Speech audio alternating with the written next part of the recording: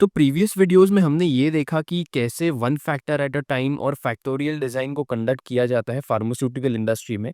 साथ ही साथ हमने ये भी देखा कि आरएसएम यानी कि रिस्पॉन्स सरफेस मेथोडोलॉजी ये एग्जैक्टली क्या है, इसके क्या अलग-अलग कैटेगरीज है, यानी कि कैसे फैक्टोरियल डिज़ाइन, सीसीडी, बीबीडी सभी अलग-अलग टाइप्स आते हैं आरएसएम के। ये सभी चीज़ें हमने देखी। तो लास्ट वीडियो में हमने जो आरएसएम का कॉन्सेप्ट कवर किया था, उसी की कंटिन्यूएशन में आज हम देखने वाले हैं कि central composite design CCD exactly क्या है। इससे पहले कि हम सीसीडी का ग्राफ देखें और वो कैसे कंडक्ट किया जाता है, वो सभी चीजें देखें, हमारे पास यहाँ पर एक बहुत जेनेरिक एग्जांपल है अगेन, जो कि फैक्टोरियल डिजाइन का है।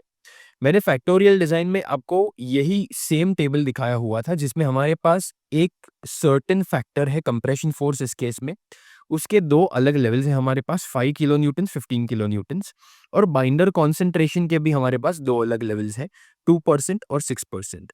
तो इस तरह से हमने प्रीवियस वीडियोस में भी देखा हुआ है ये। और इस सभी अलग अलग वैल्यूज के लिए हमारे पास कुछ ना कुछ टैबलेट हार्डनेस की वैल्यू आती है, जो कि मैंने यहाँ पर ब्लैंक रखा है क्योंकि उसकी ज़रूरत अभी फ़िलहाल नहीं है। तो सबसे पहले हमें ये देखना है कि इसे अगर फैक्टोरियल डिज़ाइन, ये जो पूरा टेबल है, इसे अगर हमें ग्राफ़िकल फ़ॉर्म में रिप्रेज़ेंट करना हो, तो वो कैसे दिखाया जाएगा? तो अगर हम ग्राफ़िकल फ़ॉर्म में रिप्रेज़ेंट करना चाहें, तो ये अभी के लिए जाने दीजिए, सेंट्रल कंपोज़िट डिज़ाइन का ग्राफ़ नहीं है ये फ़िलहाल। फ़िलहाल ये फैक्टोरियल डिज़ाइन का ग्राफ़ है, जिसमें आप देख सकते हो कि वाई एक्सिस पर कंप्रेशन फ़ोर्स है, एक्स एक्सिस पर बाइंडर कॉन्सेंट्रेशन है। और अगर आप यहाँ पर जो पॉइंट्स मैंने मार्क किए हैं, वो देखने जाओ, तो उन सभी की सर्टेन वैल्यूज आएंगी। जैसे कि अगर बाइंडर कॉन्सेंट्रेशन यहाँ पर 2% है लेट्स से, और यहाँ पर 6% है, जो कि यहाँ पर टेबल में मैंने दिखाया हुआ है। तो ये दोनों वैल्यूज हमारे पास है, और कंप्रेशन फोर्स की दो वैल्यूज जो हमारे पास है वो है 5 किलो न्यूटन और 15 किलो न्यूटन। ये के एन में अभी यहाँ पर नहीं लिख रहा क्योंकि जगह कम है, लेकिन ये किलो न्यूटन में है। तो ये दोनों आपको पता चल गया। तो अगर आप ये पॉइंट कंसिडर करने जाओ, तो ये है 2,5, यानी कि 2% बाइंडर कॉन्सेंट्रेशन और 5 किलो न्यूटन्स का कंप्रेशन फोर्स, जो कि अगर आप यहां पर देखने जाओ तो ये वाला कॉम्बिनेशन है 2 और 5 वाला। इसी के साथ अगर आप बाकी के कॉम्बिनेशंस देखने जाओ, तो यहाँ पर आपके पास 6% बाइंडर कॉन्सेंट्रेशन है और 5 किलो न्यूटन है, यानी कि 6% बाइंडर कॉन्सेंट्रेशन, 5 किलो न्यूटन, ये कॉम्बिनेशन। इसी तरह आपके पास दूसरे दो कॉम्बिनेशंस भी है। ये वाला कॉम्बिनेशन आपके पास है 2,15, और यहाँ पर आपके पास है 6,15, यानी कि 6% binder concentration, 15 kilo Newton's compression force, जो कि ये वाला कॉम्बिनेशन है। तो इस तरह से ग्राफिकली रिप्रेजेंट किया जाता है हमारा फैक्टोरियल डिजाइन। तो यहाँ पर आप देख सकते हो कि एक स्क्वायर बन रहा है बेसिकली, राइट? अब प्रीवियस वीडियो में मैंने ये आपको कहा था कि कैसे एक सेंट्रल कंपोजिट डिजाइन जो है, उसमें हमारे पास अलग अलग पॉइंट्स होते हैं, जैसे एक्सियल पॉइंट्स, फैक्टोरियल पॉइंट्स या सेंटर पॉइंट्स। जैसे सेंट्रल नाम दिया हुआ है, तो सेंटर पॉइंट डेफिनेटली होगा। अब सेंटर पॉइंट एक बहुत ही स्ट्रेट फॉरवर्ड चीज है। हम ये जो दो एक्सट्रीम्स है, एक 5 है, एक 15 है, जो कि फिलहाल एक्सट्रीम्स है, लेकिन आगे जाके ये एक्सट्रीम्स नहीं रहेंगे। इसका मतलब क्या है, मैं आगे जाके आपको समझाता हूँ। लेकिन फिलहाल जो एक्सट्रीम्स है 5 और 15 और 2 और 6, इनके बीच में हम एक पॉइंट लेंगे, यानी कि 5 और 15 के बीच में यहाँ पर एक कोई पॉइंट लेंगे हम, और 2 और 6 के बीच में यहाँ पर एक कोई पॉइंट लेंगे हम।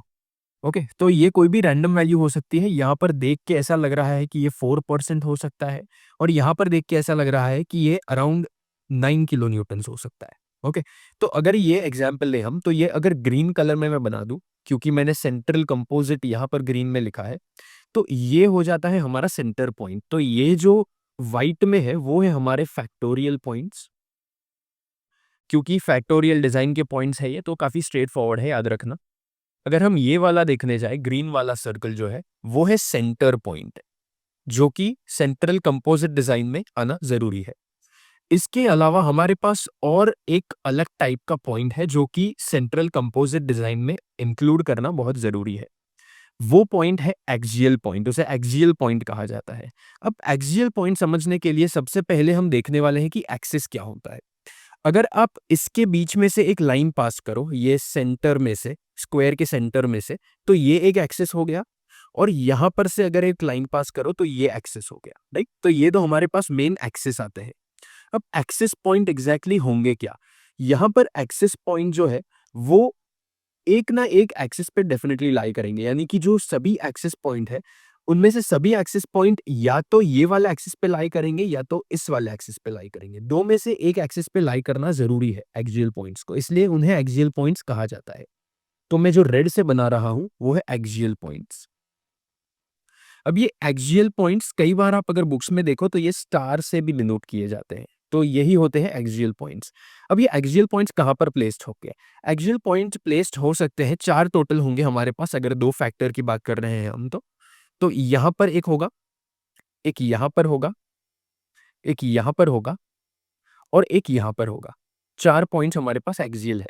अब आप देख सकते हो हर एक एक्सियल पॉइंट कोई ना कोई एक्सिस पे लाई कर रहा है। यानी कि अगर हम ये वाई एक्सिस पे की बात करें, तो ये 2 पॉइंट्स वाई एक्सिस पर लाई हो रहे हैं और एक्स एक्सिस की बात करें तो ये 2 पॉइंट्स एक्स पर लाई हो रहे हैं, राइट? तो हर एक पॉइंट हमारा एक्सिस पर लाई हो रहा है। इसी की वजह से इसका नाम है एक्सियल पॉइंट।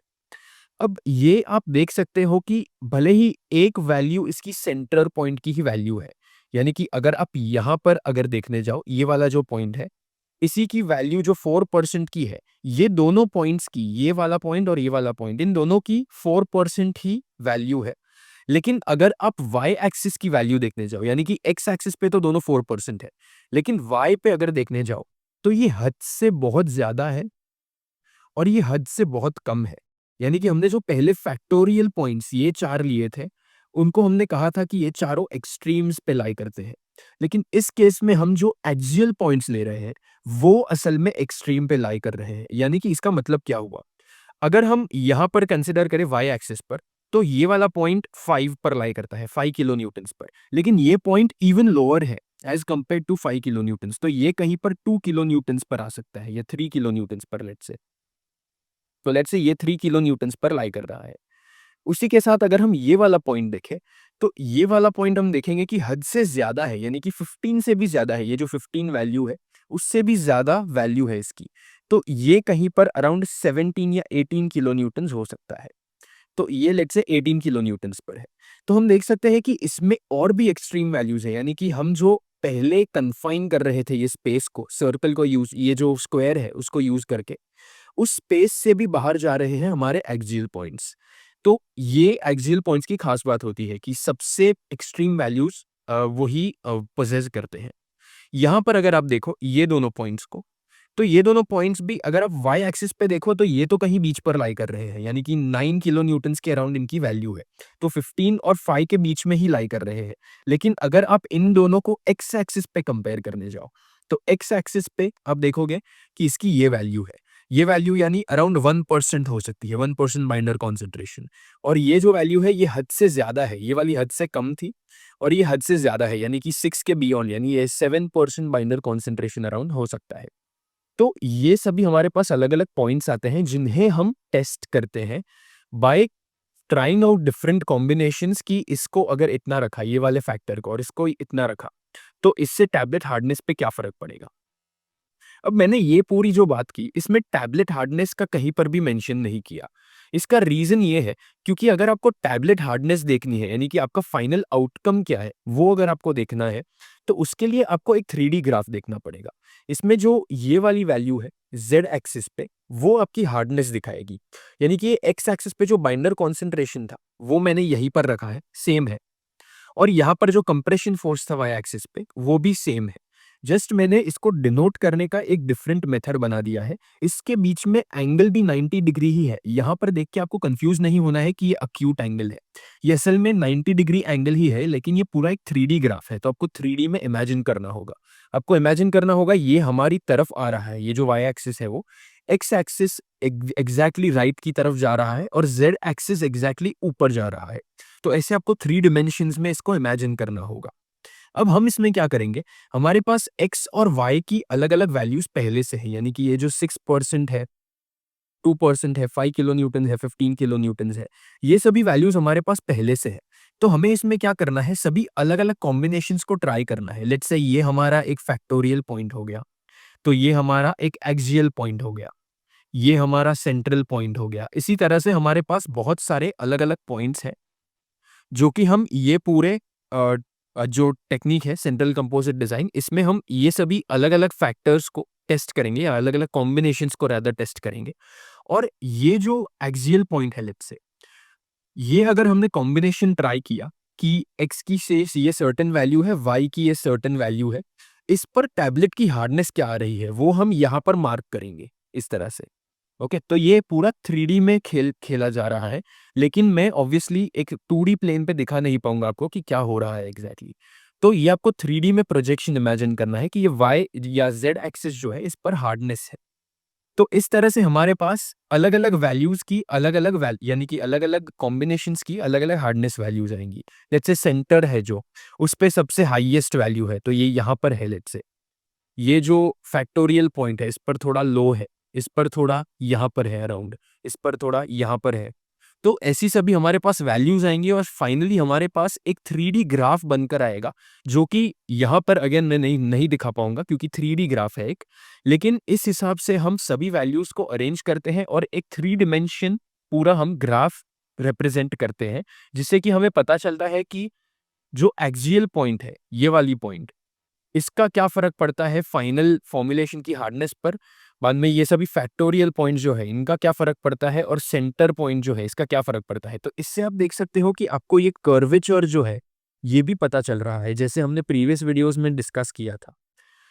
वैसे हमने कहा था कि लिनियरिटी हर जगह देखने नहीं मिलती, जो कि फैक्टोरियल डिज़ाइन में अज्यूम्ड होता है कि लीनियर है हमारा इंक्रीज़, लेकिन हमारे पास कर्वेचर यूजुअली प्रेज़ेंट होता है, तो ये एक कर्वेचर है बेसिकली, ओके। तो अगर मैं ये थोड़ा बेहतर तरीके से दिखाने जाऊँ तो ये लेट्स से ये एक्सियल का आपका वैल्यू है, ये दोनों को इरेज़ कर दूँ, तो ये एक्सियल का वैल्यू है आपका, ये सेंटर का वैल्यू है। यानी कि सेंटर पॉइंट पे हमने एक सर्टेन माइनर कॉन्सेंट्रेशन लिया, एक कंप्रेशन फोर्स लिया और उसकी वजह से जो हार्डनेस आई, वो हमने ज़ेड एक्सिस पे मार्क की और यहाँ पर आपके पास लेट्स से ये फैक्टोरियल पॉइंट्स है। तो हमने लास्ट वीडियो में जैसे हिल भी इमेजिन किया था एक आरएसएम करते वक़्त, वो हिल भी आप यहाँ पर देख सकते हो कि कैसे एग्जैक्टली आपके पास आता है। तो ये सभी पॉइंट्स हम मार्क करते हैं और इन सभी पॉइंट्स को ही कनेक्ट करते हैं एंड में, ये कनेक्टिंग द डॉट्स जैसा ही है बेसिकली। और फाइनली हमारे पास एक 3D ग्राफ निकल कर आता है और जिस पॉइंट पर हार्डनेस की वैल्यू मैक्सिमम है, वो पॉइंट हम कंसिडर करते हैं कि हाँ, ये आइडियल है क्योंकि हमें सबसे ज़्यादा हार्ड टैबलेट चाहिए और यही पॉइंट पर सबसे ज़्यादा हार्डनेस है।